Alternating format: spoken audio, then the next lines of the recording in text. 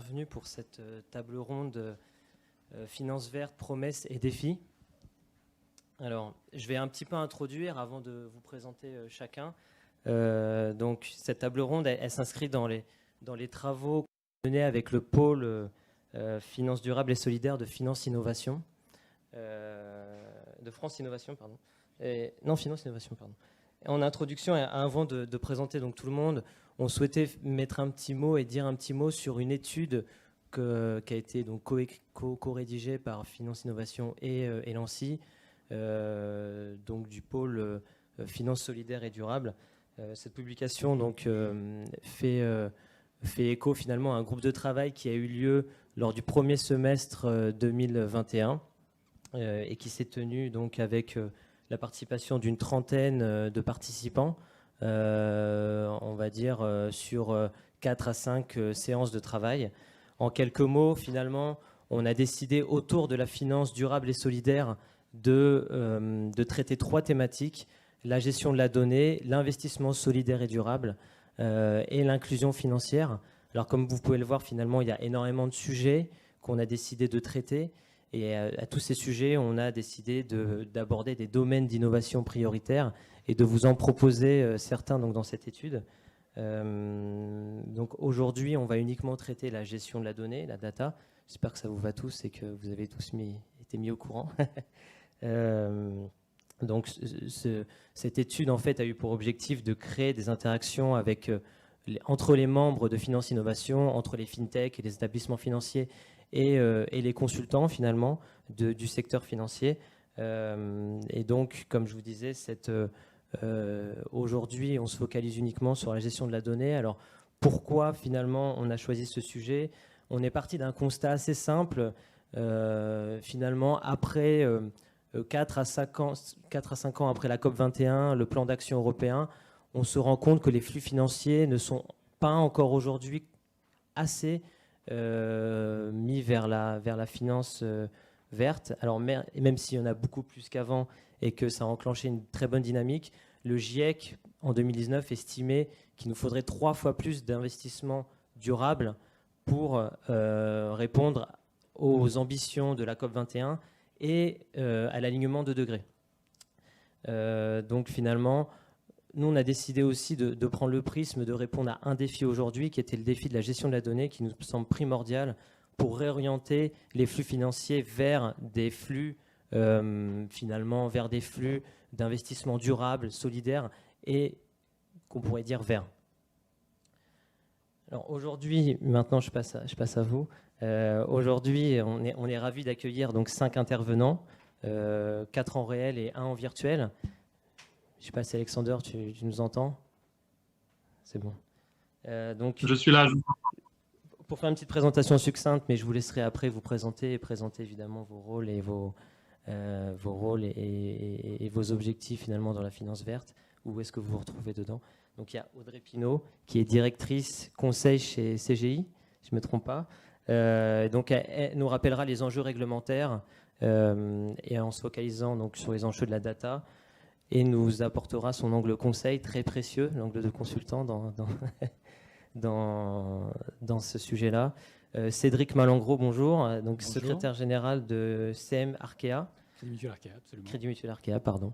Donc il nous étaiera, lui, les difficultés rencontrées par le secteur financier pour répondre au plan d'action européen.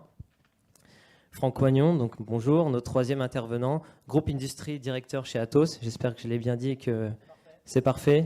Mon anglais était très bon. Donc, vous nous donnerez votre point de vue sur les défis que la collecte finalement et l'échange des données entre les acteurs, que tout ce que cela représente. Nicolas Méric, donc CEO de DreamQuark, qui a été désigné FinTech de l'année en 2017. C'est bien ça par le pôle Finance Innovation. Félicitations déjà. Donc tu nous apporteras ton expertise sur la gestion des volumes et la complexité des données. Et enfin, Alexander, tu es en Belgique, c'est ça? Exactement. Bienvenue, et Head of Product and Accounts chez Greenomy, donc qui est une RegTech qui lui nous expliquera, finalement nous redonnera le sourire en nous expliquant comment il a transformé ce fardeau de la donnée, de la gestion de la donnée, en opportunité business et ce que ça représente pour certains des acteurs du secteur financier. Voilà, j'espère ne pas avoir été trop long sur cette introduction. On va passer au vif du sujet. Donc je passe la parole à Audrey, qui va nous expliquer un petit peu les enjeux réglementaires et comment elle voit ça de son point de vue conseil. Je te passe le micro. Merci Alexis, bonjour à tous et merci pour l'invitation. Donc effectivement, je suis aujourd'hui directrice conseil et service chez CGI Business Consulting, l'entité conseil de CGI.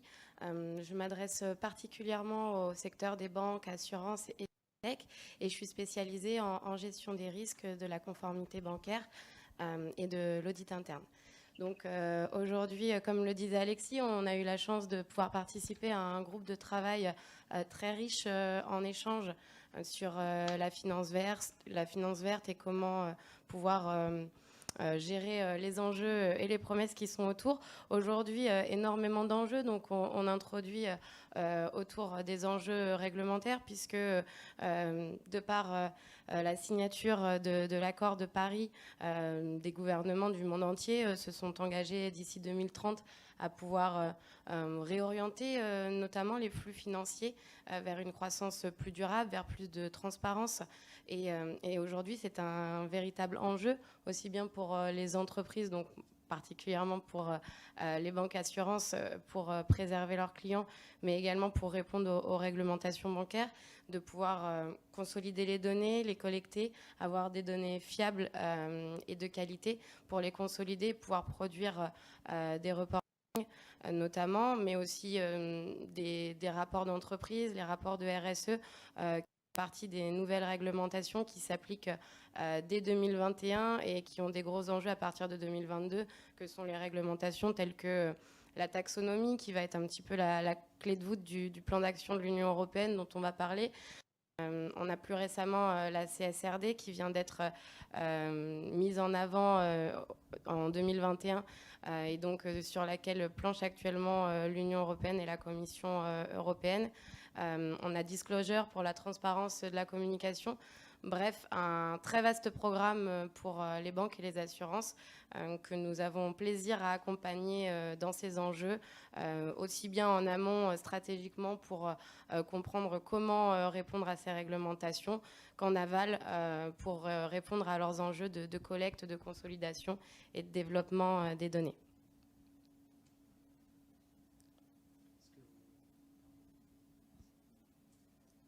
Cédric, peut-être, est-ce que vous avez, vous, votre vision établissement financier par rapport aux réglementations et les difficultés que vous rencontrez finalement à lire ces réglementations et à les mettre en œuvre?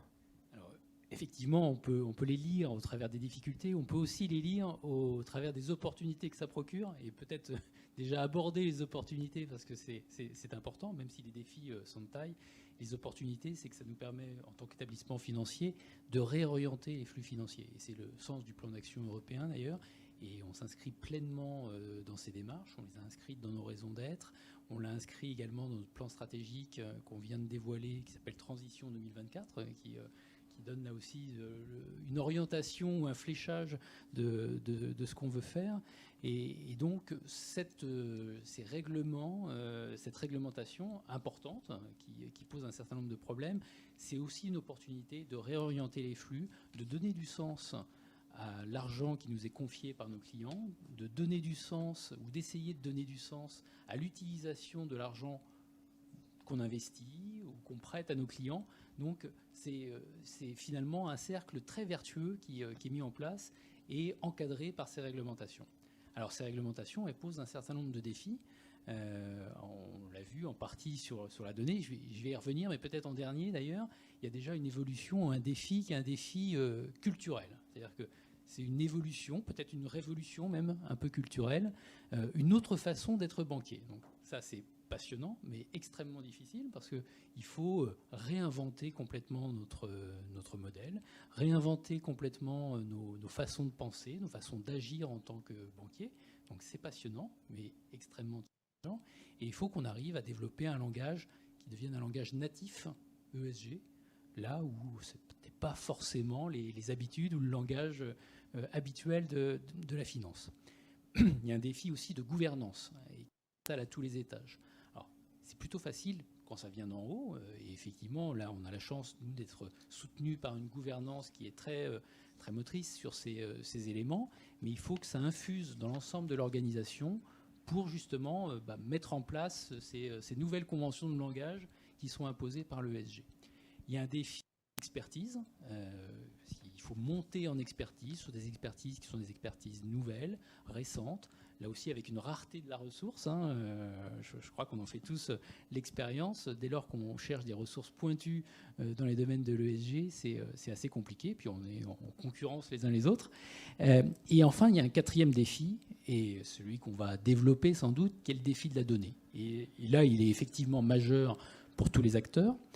Il est majeur, mais assez facile à intégrer pour des gros gestionnaires d'actifs, pour des investisseurs institutionnels qui ont l'habitude d'acheter de la donnée, de faire intervenir des consultants, d'incorporer des éléments nouveaux dans leur système de reporting. C'est un peu plus compliqué dès lors qu'on s'adresse à des PME, dans le cadre du capital investissement, dans notre cas, dès lors qu'on s'adresse à des PME dans le cadre de prêts, et dès lors qu'on s'adresse à des particuliers. C'est encore plus compliqué. Et nous, c'est finalement l'ensemble des acteurs auxquels on est censé s'adresser. Et il y a un enjeu de pédagogie sur la donnée auprès de ces acteurs à mener, donc d'explication, de récupération, de collecte des données, d'explication de quel sens ça fait, parce que ce sont des acteurs qui ne sont pas habitués à ces mécanismes, qui ne les ont pas incorporés dans leur process. Et donc, il y a un vrai effort de pédagogie pour obtenir cette donnée et être en capacité de l'exploiter.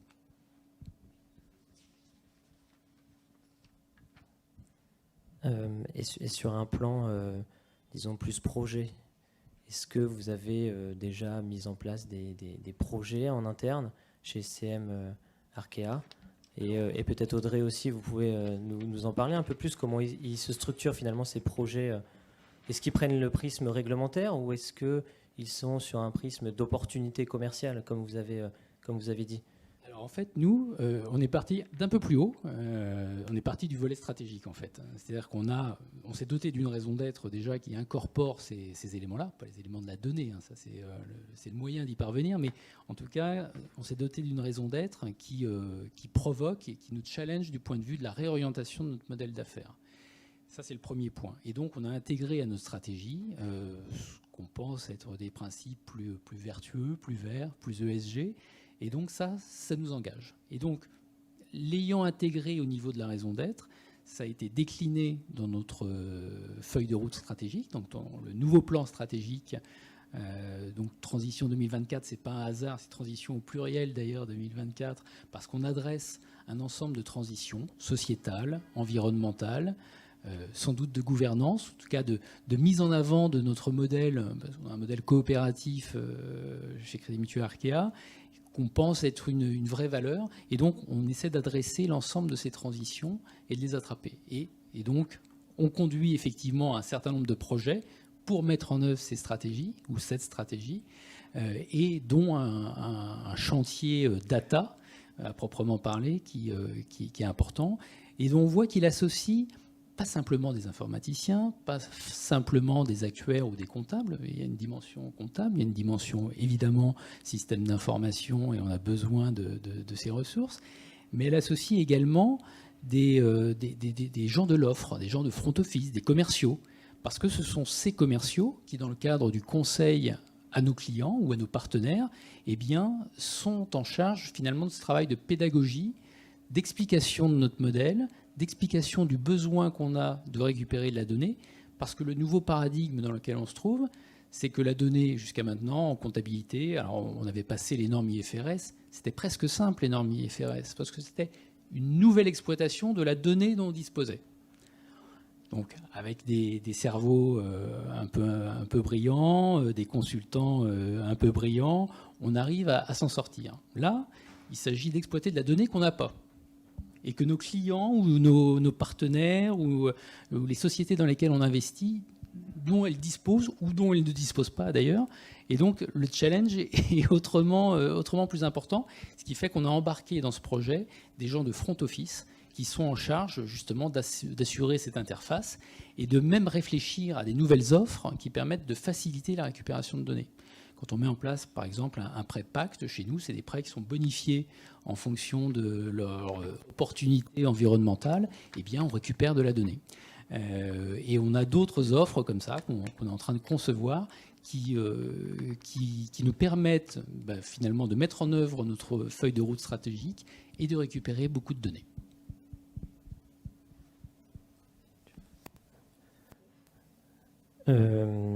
Audrey, tu veux intervenir ? Merci. Nous, finalement, on a pris un petit peu la même stratégie que le Crédit Mutuel, mais en effet miroir, puisque les banques sont nos clients. Donc, on s'est dit qu'on ne pouvait pas avoir la prétention d'aller structurer une croissance durable chez nos clients si on ne le faisait pas chez nous. Donc, ça fait plus de 10 ans, même près de 15 ans que CGI investit massivement dans sa politique RSE tout d'abord pour obtenir des certifications, des normes, des labels et être conforme à tout un tas de réglementations, ce qui nous a permis de capitaliser en fait sur toutes nos actions pour pouvoir les décliner aujourd'hui chez nos clients et être force de proposition également chez nos clients, puisque ça nous permet d'être en amont de tous ces besoins et du besoin d'accompagnement, puisque effectivement le nouvel enjeu, et qui est un enjeu de taille aujourd'hui, c'est d'avoir des données qui ne sont aujourd'hui pas nécessairement collectées ou pas nécessairement mises à disposition des banques pour qu'elles puissent en faire notamment des rapports pour être conformes aux réglementations. Donc aujourd'hui, le fait d'avoir pu nous structurer en interne et d'avoir réussi à glaner et à s'organiser autour de tout un type d'informations nous permet d'avoir ce petit temps d'avance pour aider nos clients, aider les banques et les aider à se structurer rapidement, puisque les enjeux sont de taille et arrivent très rapidement. Le prochain reporting est à la fin de l'année et doit déjà intégrer les enjeux de transparence et de communication durable de la réglementation disclosure. Donc aujourd'hui, on a beaucoup de travail, mais on voit que, et je pense que c'est ce que tu disais aussi, il y a une volonté de changement culturel poussée peut-être, si j'ose le dire, par la nouvelle génération, qui fait qu'aujourd'hui, c'est un besoin, c'est une nécessité, mais en plus, c'est une volonté au sein des banques et au sein des entreprises, je pense. Peut-être, je voulais rebondir sur ce que disait Audrey sur la nécessité en fait de faire évoluer sa propre organisation par rapport en fait à cette logique de développement durable. Et tout à l'heure, peut-être, je partagerai également une initiative qu'on va lancer en fait chez Atos en début de semaine prochaine, où on va au sein du même projet avoir en fait des équipes, nos propres équipes internes sur tout ce qui est en fait développement durable et reporting, et des clients qui doivent se mettre en conformité par rapport à ces nouvelles réglementations. Et avec en fait les mêmes plateformes, on va essayer de répondre en fait à ces deux types de besoins. Et je pense que pour la conduite du changement dont vous parliez, c'est extrêmement important. Merci à tous les trois d'être intervenus. Franck, justement, très bonne transition sur la collecte et les échanges de données qui sont finalement un peu au cœur de cette gestion. Dites-nous comment vous répondez aux ambitions et aux objectifs. Oui, alors avant de rentrer en fait Ouais. dans la soute et dans la donnée, je voulais revenir en fait sur la taille des enjeux. Parce que la taille, l'ambition, elle est en fait énorme au niveau en fait du plafonnement des émissions de carbone qui a été fixé dans le cadre des accords de Paris. Et en fait, si on le traduit en fait en chiffres, ça veut dire que d'ici à 2030, on devra réduire les émissions de carbone de moitié. Donc cette ambition, elle est très très forte. Et elle est renforcée par le fait qu'il y a un certain nombre d'acteurs publics et d'acteurs privés comme des entreprises qui, aujourd'hui, veulent aller plus loin et veulent être ce qu'on appelle en fait net zéro, C'est-à-dire qu'ils veulent non seulement réduire leurs émissions, mais compenser leurs émissions résiduelles. Et donc, du coup, ça, ce qu'il faut comprendre, c'est que du coup, les flux financiers vont être orientés vers 2 types de projets. Les projets qui permettent de réduire les émissions, mais également les projets qui permettent de faire de la compensation carbone. Donc voilà, c'est ce qu'il faut en fait bien comprendre. Donc après, comme vous le disiez, en termes de, je dirais, de comment ça se traduit au niveau des flux financiers, effectivement, on a les mêmes chiffres. Aujourd'hui, en fait, les besoins en termes de financement par rapport à cette transition écologique, ils sont de l'ordre de 2 à 6 milliards en fait, d'euros par an. Et aujourd'hui, on est plutôt en fait, à 600 millions. Donc aujourd'hui, en fait, on a vraiment par an, donc il y a 3 fois moins aujourd'hui de financement qu'il est nécessaire en fait, pour assurer ce respect en fait, des accords de Paris. Donc après, effectivement, on peut poser la question quel rôle va jouer la réglementation dans le cadre de la réorientation de ces flux, c'est sûr. Et chez Atos, finalement, comment vous avez toute cette vision réglementaire et également comment vous avez répondu à ça? Alors nous, effectivement, il y a 2 dimensions. Il y a la pression réglementaire par rapport en fait, à Atos en termes de société cotée, qui a l'ambition en fait, d'être le leader en fait, dans son secteur en termes de décarbonation. Et il y a ensuite en fait, la façon dont on va accompagner en fait, nos clients. Voilà, nos clients par rapport à ces besoins-là. Et en fait, ce qu'on constate, c'est qu'il y a un certain paradoxe avec cette réglementation. On comprend bien, en discutant avec nos équipes internes, que la réglementation va permettre de standardiser le reporting, ce qui va finalement, quelque part, faciliter les investissements et éviter en fait, ce qu'on appelle le greenwashing. Après, quand on parle avec nos clients, ils nous disent que l'impact notamment de la SFDR, Sustainability Financial Disclosure Regulation, qui est la réglementation en fait, pour les sociétés financières par rapport en fait, à l'ESG, elle va avoir des impacts en fait, colossaux, mais de nature à finalement à mettre en danger leur business model. Et donc, voilà, donc nous, on essaie de se situer un petit peu entre les deux, et c'est pour ça que je parlais du projet là, qu'on va lancer la semaine prochaine. C'est un projet de hackathon, où en fait, on va réunir autour de la même table les personnes qui s'occupent du reporting ESG en fait, chez Atos, et nos clients des services financiers qui ont des besoins de reporting ESG pour en fait, répondre à la réglementation. Et en fait, on a le projet de faire ça avec une même plateforme d'échange de données en fait, sécurisées. Et vous projetez combien de participants à ce hackathon? Alors, on a 4 équipes aujourd'hui. On a des startups, on a des grands partenaires en fait, d'Atos, et on a aussi en fait, des équipes internes qui ont travaillé notamment déjà sur le développement d'applications qui permettent de structurer l'information ESG qui est mise à disposition en fait, de nos investisseurs. Parce que le gros sujet sur lequel on s'était penché l'année dernière, c'est le fait que l'information était mal exploitée par les parties prenantes qui s'intéressaient en fait, au reporting ESG en fait, d'Atos, les clients, les investisseurs, parce que en fait, l'information, elle est dans des rapports en fait, de 100 pages, elle est en fait non structurée. Donc effectivement, non seulement elle est difficilement accessible, mais en plus, elle est non structurée.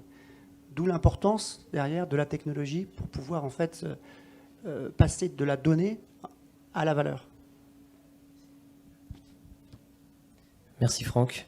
Peut-être Nicolas, est-ce que tu veux rebondir un petit peu sur tout ce qui a été dit, et puis notamment les enjeux réglementaires, les gens de collecte de la donnée, mais également peut-être présenter DreamQuark également, même si tout le monde connaît.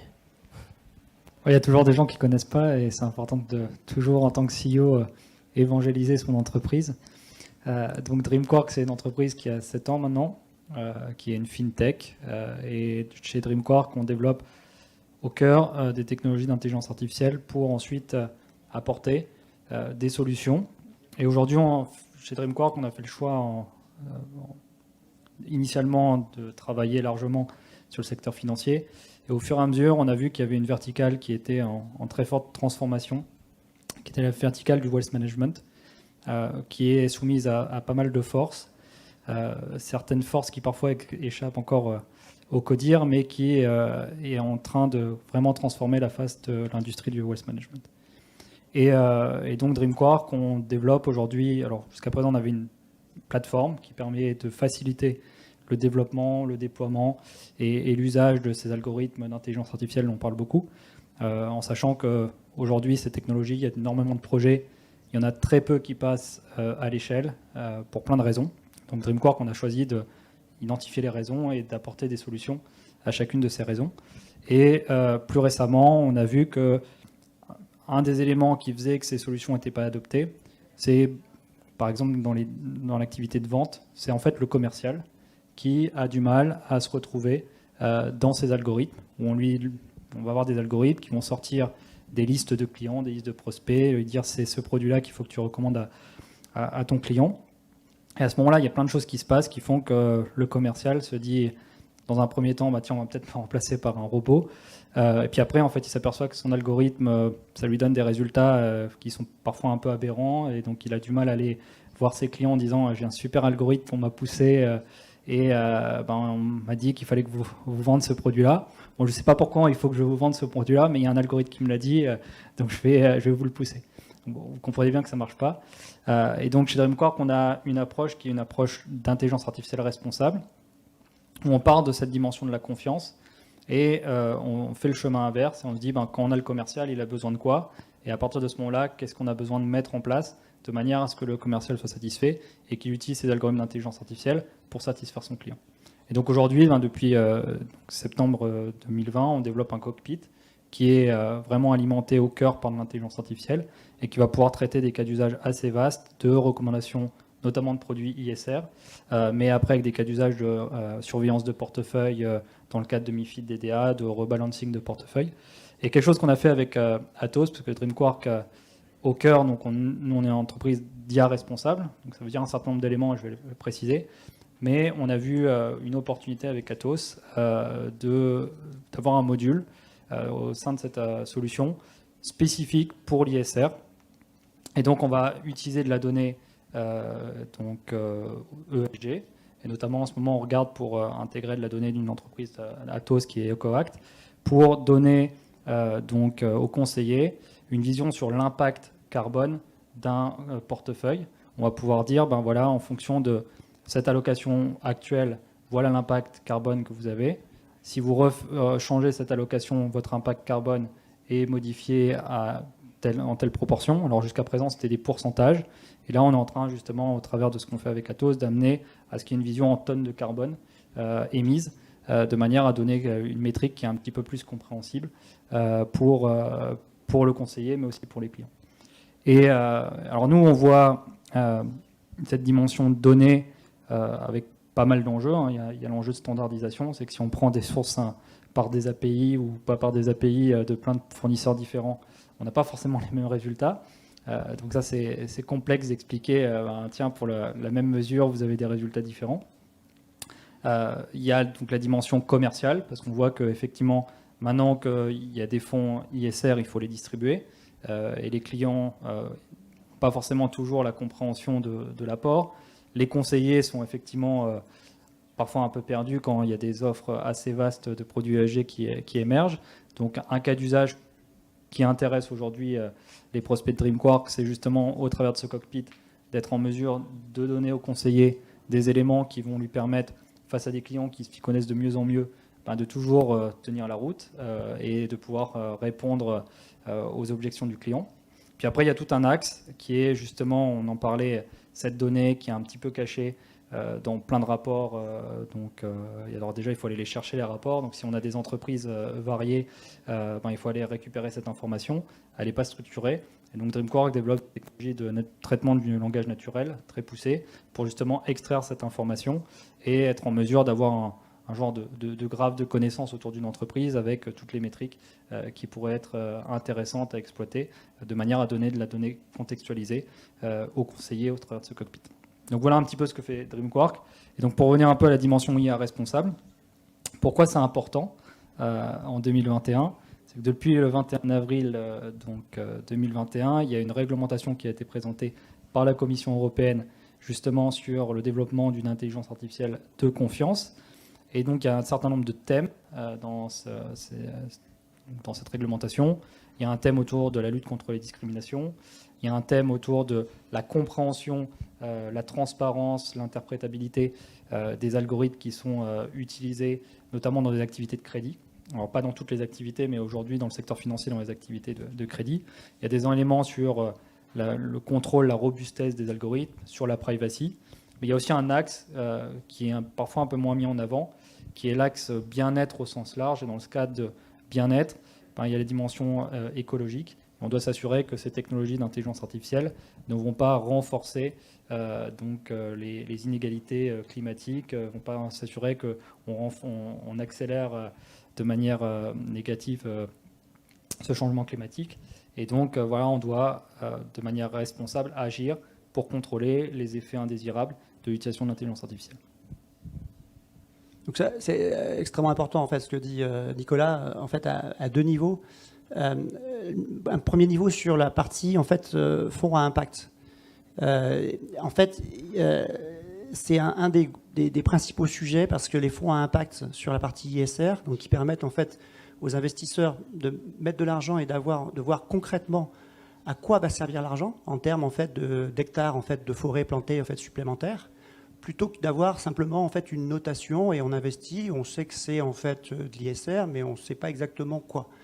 Et en fait, par rapport à ce type de produit-là va se développer beaucoup parce que parmi les milléniaux, il y a les jeunes générations, en fait, il y a beaucoup plus d'appétence pour ce type de produit-là. Et ensuite, il y a un impact de la réglementation parce que par rapport à ces produits-là, la réglementation va exiger en fait d'avoir de la donnée granulaire. Donc pas seulement une notation, une donnée en fait qui vient directement en fait de l'entreprise en fait qui est cotée, en fait de la PME. Et ça, c'est vraiment et c'est dans ce cadre-là qu'on travaille effectivement avec DreamQuark. C'est pour ça qu'ils ont rejoint en fait l'année dernière le programme Scaler, qui est le programme d'accélération en fait d'Atos, où en fait nous on va travailler en fait sur la donnée, s'assurer en fait qu'elle est sécurisée, les échanges sont sécurisés et qu'on peut en fait mettre à l'échelle ces plateformes d'échange de données. Et DreamQuark va travailler sur la valorisation de la donnée pour aider en fait les clients et nos clients des services financiers à développer leurs revenus sur cette partie investissement responsable. Alors, par exemple, un petit cas d'usage même très simple, dans l'assurance vie, il y a un flux qui s'appelle le flux Pénélope. Donc on va, chez DreamQuark, pouvoir récupérer au travers de nos solutions. Et donc dans ce flux Pénélope, on a déjà développé des outils pour combiner les fonds accessibles avec de la donnée ESG. Et donc directement avoir dès à présent un outil qui peut facilement être mis en place pour quelqu'un qui veut démarrer vite avec ce flux. Merci à tous les deux pour cette explication technique et très intéressante. Alexander, je te voyais acquiescer de la tête et on t'a toujours pas interrogé. Donc écoute, je te laisse peut-être présenter un peu Greenomy et puis nous dire finalement en quoi cette TradTech répond à tous ces enjeux.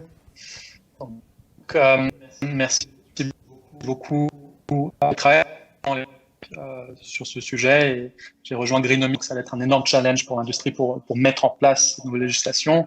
Ce qu'on fait chez Greenomy, c'est codifier l'ensemble des nouvelles législations, que ce soit la taxonomie, le NFRD, le prochain CSRD ou le SFDR. On a donc codifié ces milliers de pages en plusieurs portails. Un portail pour sociétés qui leur permet donc de vraiment générer leurs rapports non financiers en incluant l'alignement taxonomique.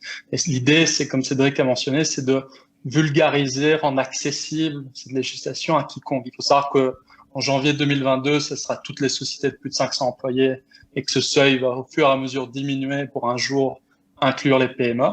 Donc le reporting non financier devient pleinement mainstream, comme le reporting financier. Alors certes, c'est un énorme challenge pour tout le monde. C'était la même chose d'adaptation et c'est là où on est tous impliqués pour créer les premières solutions qui pour les prochaines 30 années vont aider l'économie européenne vraiment à faire cette transition vers la durabilité. Il faut savoir que la taxonomie est vraiment un outil exceptionnel parce que c'est un langage commun où tout le monde se mettra d'accord pour déterminer qu'est-ce qui est durable ou pas.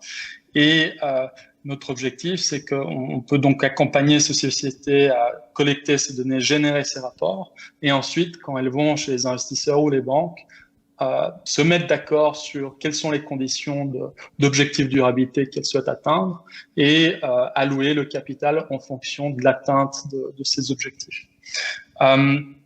Nous sommes donc une start-up belge. On a beaucoup de succès en France. On a notamment l'organisation FinTech for Tomorrow. On a gagné le prix international de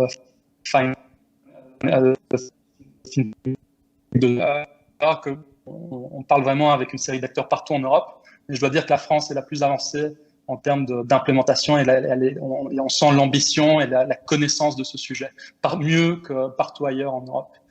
Et donc, outre ce portail de Company Portal qui permet de générer ces rapports, on a également mis en place déjà un portail pour fonds d'investissement, asset manager, qui leur permet de collecter ces données auprès des sociétés. Donc, par exemple, BPI France, ensemble, on a un proof of concept qui leur permet donc de screener leur portefeuille de private equity. Et enfin, on a également un portail pour banques, donc, qui leur permet de screener leur loan book, de contacter leurs clients et d'obtenir ces données et de pouvoir créer ce qu'on appelle le Green Asset Ratio pour l'ensemble du portefeuille de prêt. Et en termes de développement, il y a deux éléments. D'abord, la plateforme en Europe qui vraiment permettre cette activité partout en Europe. Il faut savoir qu'on ne va pas nécessairement chercher du capital de manière locale, on va également à l'étranger. Et par ailleurs, il faut savoir que cette émission finance durable est en train de s'étendre au-delà d'Europe. Il y a déjà 25 autres pays qui sont en phase d'adoption de leur propre taxonomie. Et il faut vraiment promouvoir à ce que ces taxonomies soient les plus harmonisées possibles. Inutile d'avoir toute une série de modèles différents, mais il faut vraiment qu'on puisse avoir un logage commun au niveau global, pas uniquement en Union européenne. Et deuxièmement, comme Franck a mentionné, les données chez les grands acteurs existent, mais elles sont dans le désordre, ne sont pas structurées. Il faut vraiment les lier au schéma de la taxonomie, aux différents screening criteria. Donc, il faut les éditer. Et pour faciliter la tâche, il faut savoir qu'il y a beaucoup d'unités. Il y a beaucoup d'utilisateurs différents internes et extérieurs à ce reportement, un travail difficile.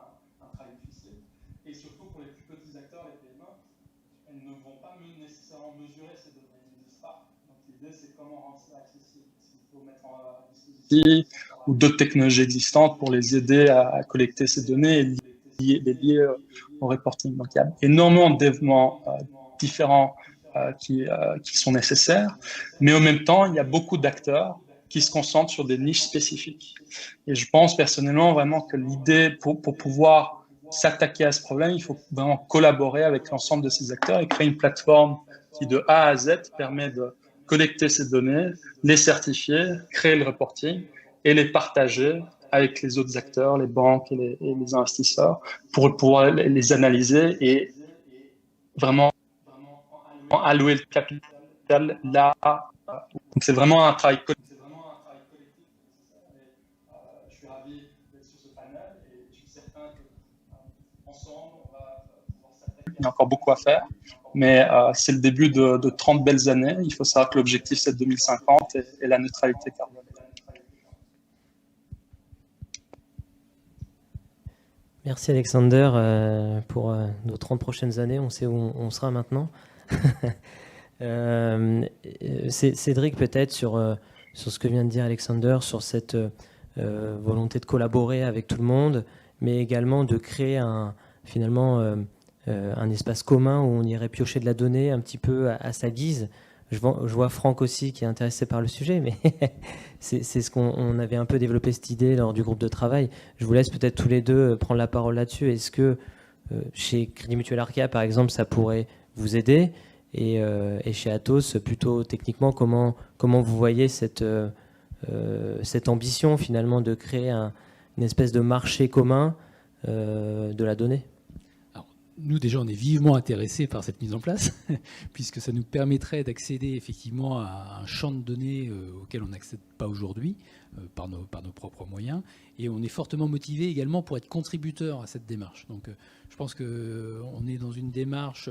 quand on voit la montagne qu'on a à gravir tous ensemble sur je pense qu'il y a un intérêt évident à mettre en commun le maximum de choses, de ressources, de capacités pour être en mesure de la gravir. Donc, bien évidemment, on est fortement volontaire et intéressé par une contribution à une espèce de banque de données un petit peu européenne, au moins européenne, en tout cas dans un premier temps, et à en utiliser et en tirer les bénéfices. Donc non, c'est vraiment une démarche qui est très intéressante, et on le voit, on n'ira pas très loin tout seul sur ces sujets-là. Donc il y a un vrai besoin de mise en commun, de partage de standardisation également.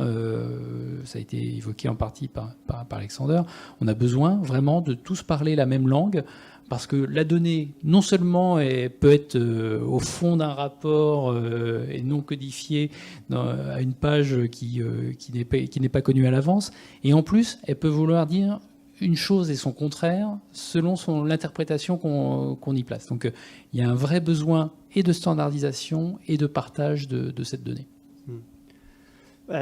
Et moi je dirais même que ce marché commun de la donnée, c'est pas de la science-fiction, puisque en fait il y a déjà des initiatives qui sont menées dans le cadre de Gaia-X.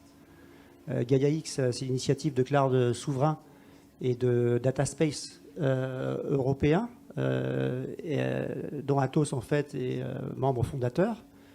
Et nous aujourd'hui, en fait c'est assez récent, mais on fait partie d'un consortium dont l'objectif est de créer une plateforme pour l'échange sécurisé de données, et une plateforme qui permette de supporter en fait 2 cas d'usage prioritaires: un cas d'usage sur la finance responsable et un cas d'usage en fait sur la fraude.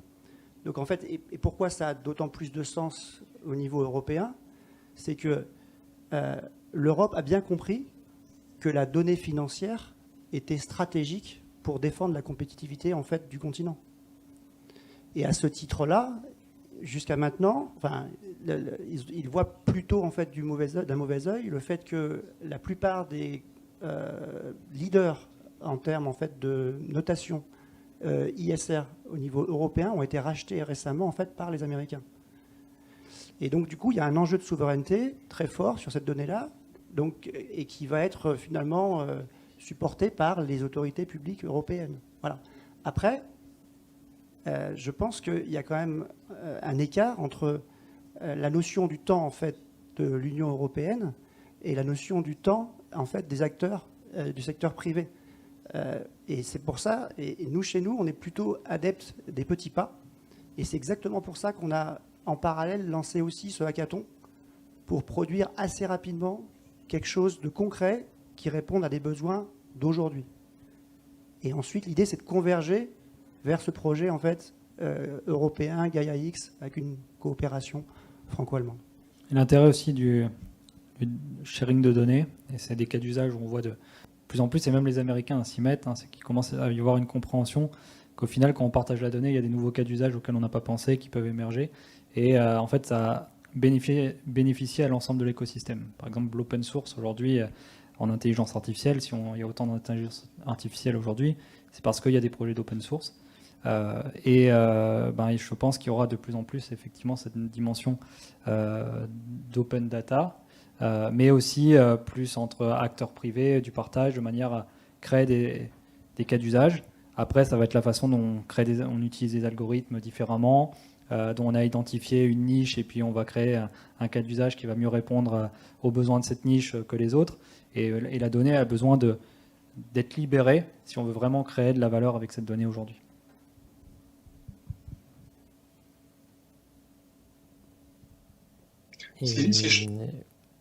Si je peux rajouter. Pardon, excuse-moi Alexander, vas-y. Si je peux rajouter un point, il y a l'initiative de la Commission européenne de lancer ce qu'on appelle l'Access Point, où toutes sociétés listées vont devoir partager leurs données financières et non financières sous format machine readable. Et donc ça, c'est vraiment le secteur public qui vraiment va pousser cette initiative. On a eu le open banking, maintenant on passe en open finance et un jour éventuellement en open data.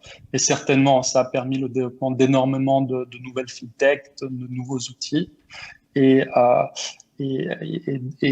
très certainement, on peut espérer qu'un jour aussi, on puisse trouver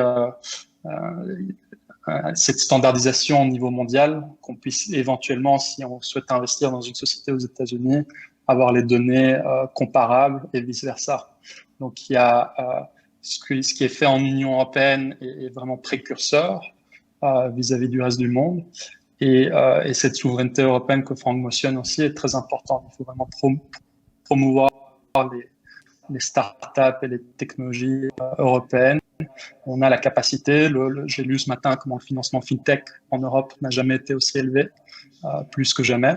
Et en termes de développement en green tech et en fintech de manière générale, c'est vraiment en pleine ébullition, et toutes ces initiatives de partage de données, de standardisation, de l'AI aussi, comme Cédric avait mentionné, c'est d'excellentes politiques et on peut que les encourager. Et on peut certainement aussi essayer de promouvoir d'autres recommandations aussi d'amélioration de l'écosystème. Et puis si on veut effectivement avoir cette transition écologique qui s'accélère, on a besoin de donner les outils à ceux qui ont les idées.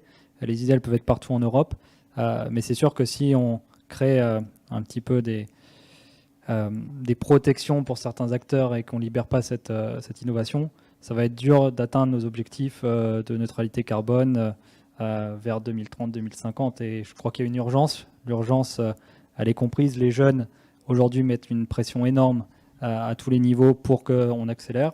Et donc, il y a besoin de donner un maximum d'outils et de flexibilité pour que l'innovation émerge. Et on ne sait pas d'où elle émergera, la meilleure innovation. Et il n'y en aura pas besoin que d'une, il y en aura besoin de beaucoup à tous les niveaux, dans toutes les industries, si on veut vraiment atteindre nos objectifs. Merci à vous d'avoir répondu à cette question. On a parlé de la collecte de la donnée, de l'échange, du besoin d'innovation dans tout ça. Je pense qu'il y a un besoin aussi de monitoring de la donnée, de suivi finalement de cette donnée. Je ne sais pas si quelqu'un veut répondre autour de la table à cette question. Comment faire? Comment assurer une qualité dans la durée, une qualité de la donnée forte, notamment pour Cédric et tous les établissements financiers. Donc voilà. Alors juste deux points rapides. Le premier, en fait, c'est dans le cadre de l'échange de données. On se rend compte que, en fait, collecter de la donnée au niveau de sa propre société, ça ne suffit pas. Pourquoi? Parce que dans le cadre en fait, des accords de Paris, il y a les trois périmètres, le 1 et le 2 qui est plutôt en fait, sur l'interne et ce que maîtrise l'entreprise, et le 3 c'est plutôt en fait, ce qui vient des fournisseurs et ce qui vient en fait, des clients. Du coup, il y a un besoin d'échange de données. Et cet échange de données, il doit se faire en fait, de façon sécurisée.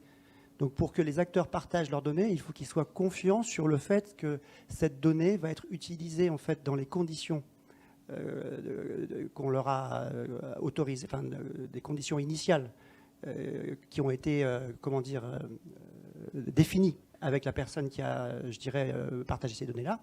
Et ensuite, ils veulent être capables de tracer, de suivre cette donnée-là pour être sûr qu'effectivement, elle ne va pas être utilisée à d'autres fins. Donc ça, c'est la dimension traçabilité. Voilà. Et après, la deuxième dimension que je vois, c'est par rapport à la transparence. Aujourd'hui, il y a un problème de transparence fondamental sur le marché. Il y a énormément d'acteurs qui produisent de l'information non financière, des notations, etc. Mais pour savoir vraiment en fait, d'où vient cette information, comment elle a été calculée, il y a très peu de transparence. Ce qui fait que c'est un effet boîte noire. Et quand les asset managers veulent intégrer cette donnée-là dans leur système d'information pour prendre les bonnes décisions, ça n'est pas possible. Parce qu'ils ne savent pas en fait d'où elle vient. Oui, je suis tout à fait d'accord et je te rejoins puisque aujourd'hui, on a cet enjeu de transparence qui arrive par la réglementation disclosure. Mais avant d'arriver à la transparence, on a un gros enjeu de fiabilité de la donnée. Et pour s'assurer cette fiabilité de la donnée, puisque aujourd'hui, on avait quelques acteurs qui arrivaient à produire certaines données, mais qui la produisaient de manière différente. Donc la donnée n'est pas standardisée et pas homogène. Elle est produite de manière différente, ce qui fait que c'est très compliqué de s'y retrouver pour les investisseurs. Et ce qui est intéressant dans ces nouvelles réglementations de l'Union européenne, c'est parce qu'elles visent tout d'abord à protéger les investisseurs et à leur permettre de comprendre pour leur donner plus d'accessibilité à tous ces produits qui sont ISR, qui sont labellisés ou qui redirigent les encours financiers vers une transition plus durable. Et nous, aujourd'hui, chez CGI, donc ça rejoint un petit peu beaucoup de choses que vous disiez, mais on a la chance d'être aussi bien un groupe avec une très belle ESN mondiale et un cabinet de conseil. Donc, on peut allier nos forces dans les différents secteurs dans lesquels on implémente toutes nos solutions. Et donc, aujourd'hui, on a aussi bien créé ce qu'on va appeler un data lab qui nous permet justement de produire de la donnée de qualité, d'aller la collecter et puis de la fiabiliser tout en gardant la confidentialité qui est bien sûr nécessaire et qui est la clé du succès de tous les besoins, notamment bancaires, puisque la banque doit garder cette image de coffre-fort numérique qui est la plus importante pour ses clients.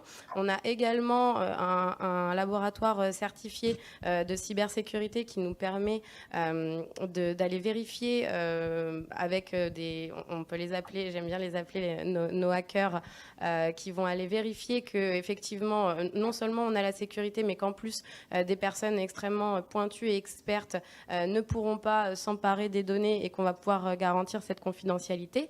Et en amont, on a également l'entité de conseil dédiée à la banque et à l'assurance dont je fais partie, qui nous permet d'accompagner ces changements, d'aller chercher la meilleure stratégie en fonction des besoins de chaque banque, puisque chaque banque, tout à l'heure, on parlait du fait que le Crédit Mutuel était une banque mutualiste. On a donc des banques mutualistes et coopératives qui ne vont pas avoir le même besoin que d'autres banques, comme par exemple la Société Générale ou BNP Paribas, ni les mêmes besoins que les acteurs des fintech avec lesquels on travaille aujourd'hui. Donc on va avoir cette capacité à s'adapter à chacun des besoins de nos acteurs et à déployer avec eux, à les accompagner dans le choix d'une stratégie et des bonnes décisions pour pouvoir se mettre en ordre de marche et commencer à accompagner cette transition qui nous mène effectivement à 2030 puis à 2050 à tout niveau, et en plus de leur assurer en fonction de leurs besoins des laboratoires de qualité avec des experts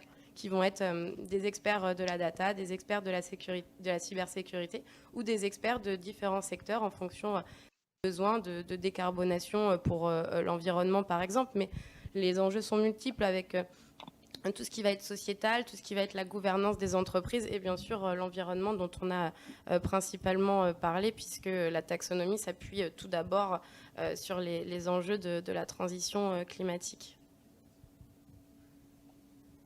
Sur la dimension donnée, il y a effectivement ces enjeux de fiabilité, de suivi. Dès lors qu'on a de la donnée et qu'on l'utilise dans des algorithmes, avec ces nouvelles réglementations européennes qui sortent, il y a aussi la dimension. Il y a d'ailleurs un paragraphe de cette réglementation qui met en avant que sur les cas d'usage qui vont être identifiés comme haut risque, alors c'est le crédit, alors l'investissement n'est pas considéré aujourd'hui à haut risque, mais on n'est pas à l'abri que ça le devienne dans une mouture future de la réglementation. Il y a cette dimension d'error free qui est mise en avant, donc ça veut dire que les acteurs qui vont produire de la donnée vont devoir s'assurer qu'il n'y ait pas d'erreur. Et puis après, il y a le deuxième élément qui est que maintenant, ceux qui ont un peu d'expérience, qu'on déploie des algorithmes d'intelligence artificielle qui utilisent de la donnée X ou Y, on voit que ces algorithmes, au fur et à mesure du temps, perdent en performance, que c'est des systèmes apprenants où la donnée évolue. Donc on a appris sur un certain type de données qui avait certains comportements et puis on l'exécute sur des nouvelles données dont les caractéristiques ont changé. Et ça amène vos algorithmes à plus être performants, et donc il y a tout un champ qui est le monitoring d'algorithmes. Donc il y aura le monitoring de la donnée et il y aura aussi le monitoring des algorithmes qui s'appuieront sur cette donnée.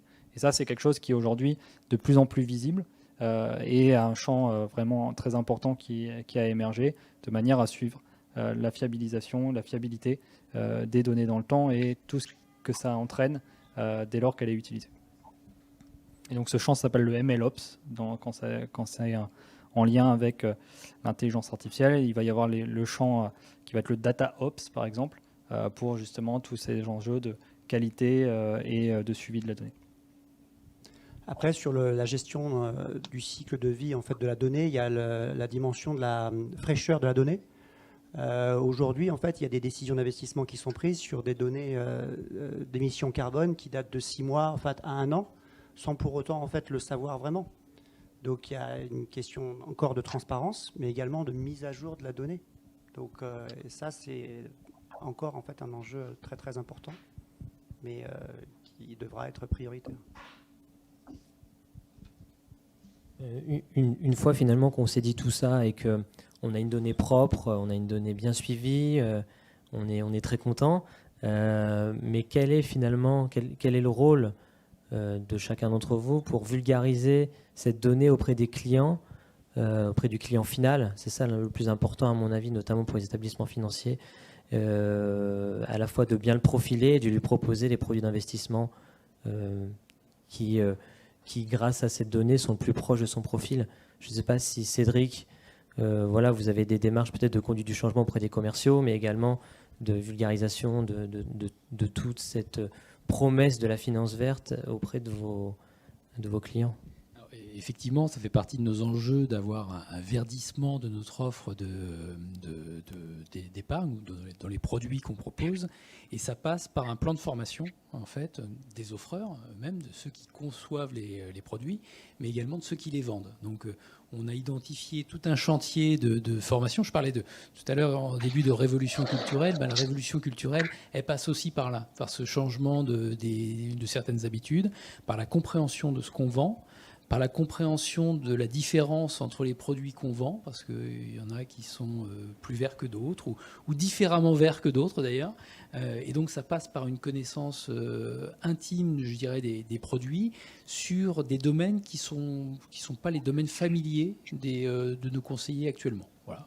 Ils savent vendre des produits dans une certaine optique. Eh bien, il faut les former maintenant, les accompagner dans leur capacité à commercialiser des produits qui sont des produits nouveaux, qui incorporent effectivement une part verte, qui sont très verts, qui sont différemment verts, qui ont différents impacts dans leur conception et sur leurs effets.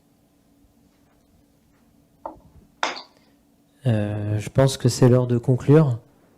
Il est 12h45, 44 exactement. Donc pour conclure, merci à tous les 5 d'avoir participé à cette table ronde. Merci à Finance Innovation pour l'organisation. J'espère qu'on a répondu au moins à une partie du sujet. Donc les promesses de redirection des flux financiers vers une finance plus verte et vers des investissements plus verts passent évidemment par un triple défi pour la donnée, à savoir se l'échanger de manière sécurisée évidemment, d'avoir une donnée fiable et évidemment d'avoir des sources de données transparentes. Et dans tout ça, finalement, on pense, et je pense qu'on sera tous d'accord, qu'une étroite collaboration entre toutes les personnes du secteur financier est très importante, et que les fintech et l'innovation est moteur dans ce cadre-là pour répondre aux enjeux de la finance verte. Merci à tous et merci encore une fois à Finance Innovation et à tous les 5.